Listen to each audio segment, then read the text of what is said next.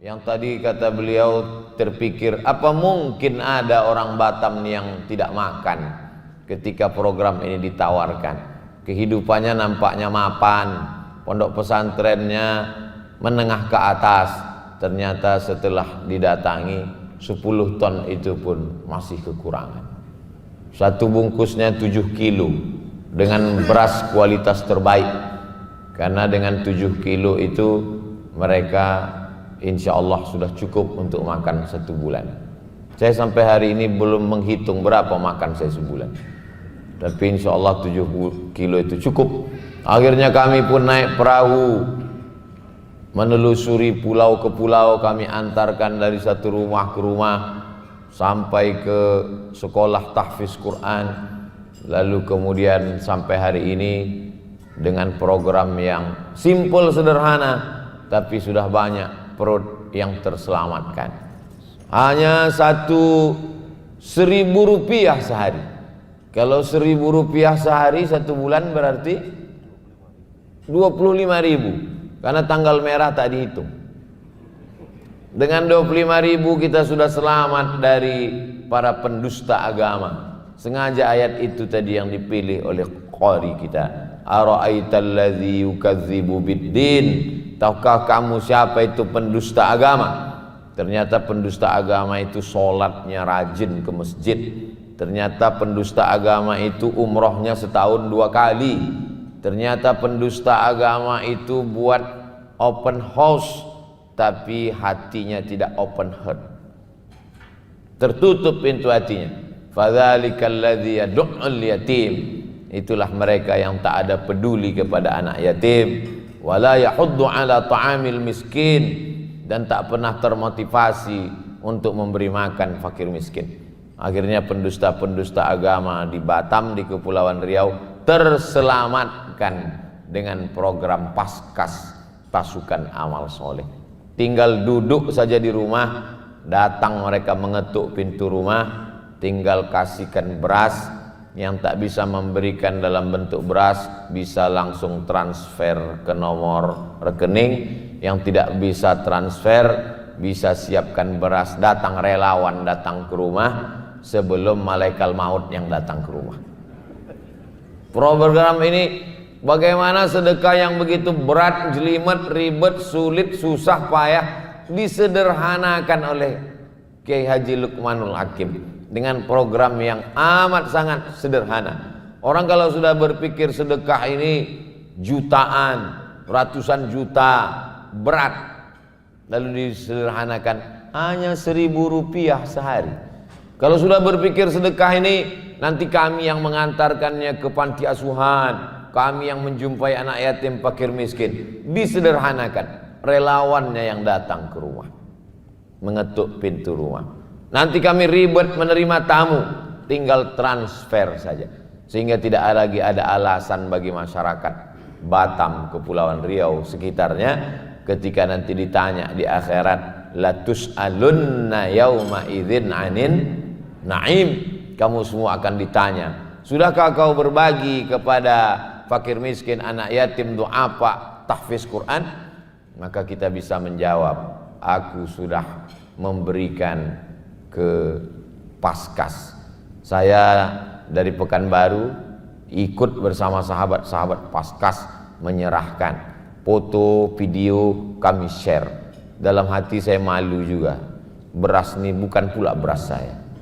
Hanya menyerahkan secara simbolis, secara seremonial, yang mengumpulkan kawan-kawan Paskas, yang mengarungkan 7 kilo sahabat-sahabat Paskas. Giliran menyerahkan fotonya, foto saya di-share.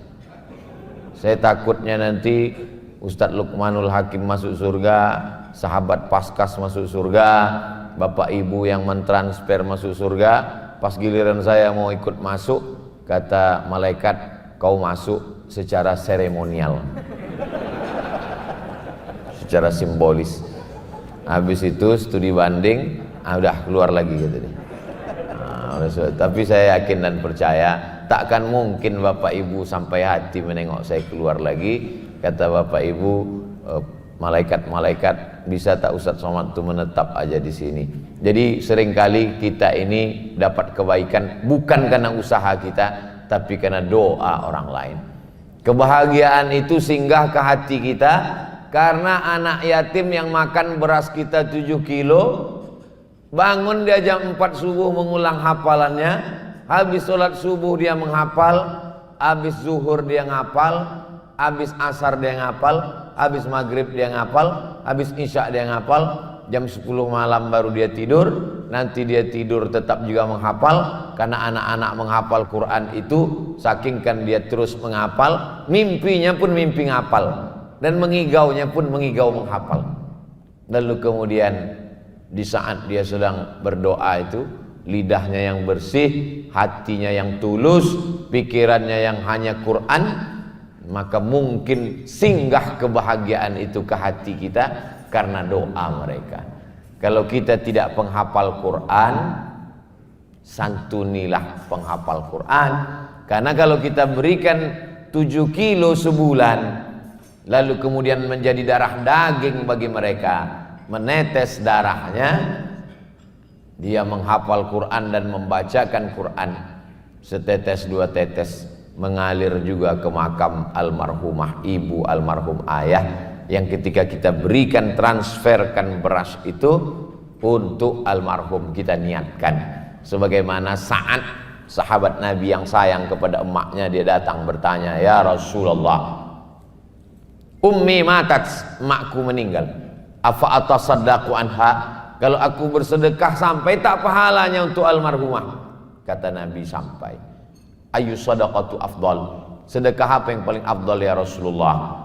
Kata Nabi, saqyul ma, memberi air minum. Kalau air minum aja sampai, apalagi beras 7 kilo. Tapi menengok bapak ibu malam ini rasanya tak sampai hati 7 kilo. Nampaknya 7 ton per orang. Dari bunyi aminnya saya kurang yakin pula. Bapak ibu yang dimuliakan Allah Subhanahu wa taala. Jadi zaman sekarang tidak sesusah zaman dulu. Kita mesti mencari anak yatimnya di mana, fakir miskinnya di mana. Banyak orang menyantuni ketika menyambut bulan suci Ramadan. Dari mulai awal Sya'ban, jadwal undangan makan anak yatim sudah full. Makan pagi, makan siang, makan malam. Makcik-makcik mengundang acara kenduri. Anak yatim jam 5 sudah disuruh baca Yasin. Sampai azan maghrib belum juga makan. Yasin 3 kali pula tuh. Udah senang anak yatim membaca. Fa subhanalladzi biyadihi malakutu kulli syai'in wa ilaihi turja'un. Shadaqah 3 kali gitu. Nah, baca 3 kali. Habis baca Yasin 3 kali, disuruh pula tahlil 100 kali. La ilaha illallah. Semangat anak-anak yatim. Begitu kertas penutup piring tadi dihembus angin di tepi laut di pulau Kepulauan Riau, nampaklah mie kurus-kurus. La ilaha illallah. Tak terjadi itu setelah datang Paskas. Namanya pun luar biasa, Paskas. Terbayang kita dengan baju seragamnya, dengan topinya, dengan sepatu botnya, memikul beras. Paskas. Begitu datang 7 kilo lah. Tapi 7 kilo ini luar biasa. Istiqomah mereka dari 2019, 2020, 2021. Istiqomah berasnya, istiqomah juga 7 kilonya. Anak-anak yatim ini tidak hanya sekedar makan nasi. Mereka sama juga macam kita. Kekeliruan kita adalah kita berpikir menurut pikiran kita. Menurut pikiran kita tak ada lagi anak di Dumai. Dumai pula. Menurut pikiran kita tak ada lagi anak di Kepulauan Riau yang tak makan. Rupanya setelah terkumpul 10 ton, kurang. Menurut pikiran kita cukup menyambut bulan suci Ramadan saja. Kita pikir perut anak yatim ini laparnya cuman di Ramadan. Lalu di Syawal, Zulqa'dah, Zulhijjah, Muharram, Safar, Rabiul Awal, Rabiul Akhir, perut mereka sama macam perut kita. Maka Ustadz Luqmanul Hakim programnya luar biasa.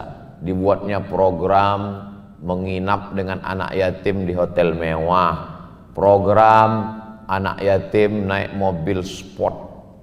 Bisa Bapak Ibu lihat di YouTube, macam-macam program beliau buat. Maka program-program ini bisa kita ikuti, kita support. Yang mau mengikuti alhamdulillah, yang tak mau mengikuti tengok aja lah. Oh, ngancam Pak Ustaz nih? Tidak, bukan saya mengancam.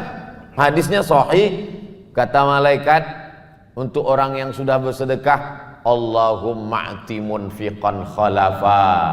Orang-orang yang sudah bersedekah, kasihlah dia ganti ya Allah. Tapi orang yang tak bersedekah, Allah Maha Adil, dikirimnya juga satu malaikat mendoakan setiap hari. Apa kata malaikat? Allahumma a'ti mumsikan talafa. Orang yang tak mau bersedekah, berilah dia kebinasaan ya Allah. Rasa-rasanya tak ada binasa Pak Ustadz. Duit saya makin banyak, rekening saya makin bertambah. Sakit bukan hukuman, miskin bukan hukuman. Hukuman adalah ketika hati disibukkan dengan dunia, lalu lupa mendekatkan diri kepada Allah. Itulah hukuman yang paling mengerikan. Namanya istidraj. Istidraj artinya azab yang tertunda. Orang sakit, tangannya mulai berubah dari megang handphone ke megang tasbih. Orang sakit, meleleh air matanya mendengar suara azan sayup-sayup masuk ke ruang ICU. Tapi orang sehat, dia mulai berkata sombong. Kalau memang ada Tuhan itu, ada malaikat itu, kenapa aku tak sakit? Inilah yang disebut dengan sanastadrijuhum min haitsu la ya'lamun. Kami permainkan mereka dengan istidraj. Kuulur rezekinya banyak, kuulur badannya sehat, kuulur bisnisnya lancar. Inna kaidi matin. Tipu dayaku aman, sangat kuat. Jadi banyak orang salah sangka dengan Allah. Disangkanya azab itu kalau sakit, disangkanya azab itu kalau mati, disangkanya azab itu kalau miskin. Bukan, justru hidup dalam kenikmatan, tapi sebenarnya dia adalah azab berbaju nikmat. Inilah yang paling mengerikan. Mudah-mudahan kita, anak cucu kita terselamatkan dari azab yang luar biasa ini. Fir'aun, Qarun, Haman, Namrus pernah kena itu. Tapi nama saya tak ada dalam Quran Pak Ustaz. Quran sudah selesai. Andai Quran belum selesai, mungkin masuk juga nama kita di situ. Nauzubillah. Quran itu mencatat yang baik-baik, mencatat yang buruk-buruk. Wa tammat kalimatu rabbika sidqa. Sudah selesai, sudah khatam, shadaqallahul azim. Kita hanya disuruh mengambil iktibar pelajaran. Saya pelit nih Pak Ustadz karena hidup di zaman sekarang. Kalau hidup zaman Nabi mungkin saya ini baik. Kalau ada orang komplain begitu, disarahkannya zaman. Kalau orang model kau ini hidup zaman Nabi pun belum tentu ikut Nabi, mungkin ikut geng Abu Lahab. La tasubud dahra. Jangan caci maki zaman. Zaman tak pernah salah. Yang salah itu adalah manusia-manusia yang mengisi zaman itu. Tapi Allah Subhanahu wa taala luar biasa. Wa may yartadda minkum an dinihi, siapa yang tak peduli pada anak yatim, siapa yang tak peduli pada fakir miskin, siapa yang meninggalkan ajaran Nabi Muhammad sallallahu alaihi wasallam, fasaufa ya'tillahu biqaumin, akan diganti Allah dengan sekelompok manusia. Yuhibbuhum, mereka dicintai Allah, wa yuhibbunah, mereka balas cinta Allah Subhanahu wa taala. Ayat ini tidak sinkron. Mestinya bunyi ayat itu, wa may yartadda minkum an dinihi, siapa yang di antara kamu murtad meninggalkan Islam, pancung kepalanya. Siapa di antara kamu yang meninggalkan ajaran Islam, azablah dia. Siapa di antara kamu yang meninggalkan Islam, terkutuklah dia. Tapi ayat itu tak begitu bunyinya. Wa may yartadda minkum an dinihi, siapa di antara kamu yang murtad meninggalkan agama ini, fasaufa ya'tillah, diganti Allah dengan sekelompok orang, yuhibbuhum, Allah cinta kepada mereka, wa yuhibbuna, dibalas Allah cinta mereka. Akhirnya lahirlah anak-anak muda yang luar biasa, ada anak muda yang sibuk dengan narkoba, ada anak muda yang sibuk dengan pacaran, ada anak muda yang sibuk dengan selingkuh, tapi ada sekelompok anak muda yang sibuk memikirkan apa yang akan dimakan anak yatim bulan depan. Mereka orientasinya adalah mengumpulkan beras dan mereka tidak mengambil keuntungan sama sekali. Tak ada kepentingan politik, tak ada kepentingan ekonomi, tapi mereka merasakan kepuasan batin saat anak yatim itu menyuapkan nasi ke mulut mereka. Inilah yang dikatakan Nabi ketika ada seorang sahabat mengadu, sempit dadaku, susah hatiku, kusut pikiranku, bagaimana cara membahagiakan hati ya Rasulullah? Kata Nabi, at'imil masakin, kasih makan orang miskin, wamsah ra'sal yatim, usap kepala anak yatim. Di situ kau akan mendapatkan kebahagiaan. Bahagia ini tak bisa didefinisikan. Orang yang naik mobil mewah di jalan tol, menengok petani makan siang pakai kain sarung habis sholat zuhur di gubuk yang reot, apa kata dia? Oh, bahagianya petani. Masih sempat dia duduk bersama istri dan anaknya, sempat dia sholat berjamaah, sempat dia makan enak. Sementara aku pergi pagi pulang petang, berangkat anak belum bangun, sudah pulang anaknya tidur, tak sempat berjumpa. Saking sibuknya mencari makan sampai tak sempat makan. Masuk ke rumah sakit, diperiksa dokter, bapak kena sakit mah akut karena tak sempat makan. Bapak nggak sempat makan nih, kenapa Pak? Karena sibuk cari makan. Aneh manusia. Dicari duit beratus juta dapat terkumpul, tak pernah dinikmati, akhirnya hanya numpang di rekening dan masuk ke rekening dokter spesialis. Mohon maaf Pak dokter spesialis yang tersinggung. Beberapa jamaah tersinggung, 2-3 hari sesudah itu meninggal. Jamaah yang dimuliakan Allah Subhanahu wa ta'ala. Masya Allah, kita masih diberi Allah. Kita ini orang-orang yang lulus fit and proper test. Berapa banyak yang mati dalam kandungan? Setelah lahir berapa banyak yang mati kena cacar? Setelah selamat berapa banyak yang mati kena ngebut? Setelah selamat berapa banyak yang meninggal kena covid? Setelah selamat berapa banyak yang meninggal karena diabetes, karena gula darah, karena jantung koroner, karena asam urat. Kita di ujung 2021 masih hidup, masih bernyawa, masih bernapas, masih waras, masih sehat. Maka kita syukuri nikmat ini. La in syakartum la azidannakum. Tapi kalau kamu bakhil, pelit, kedekut, medit, kamu tahan.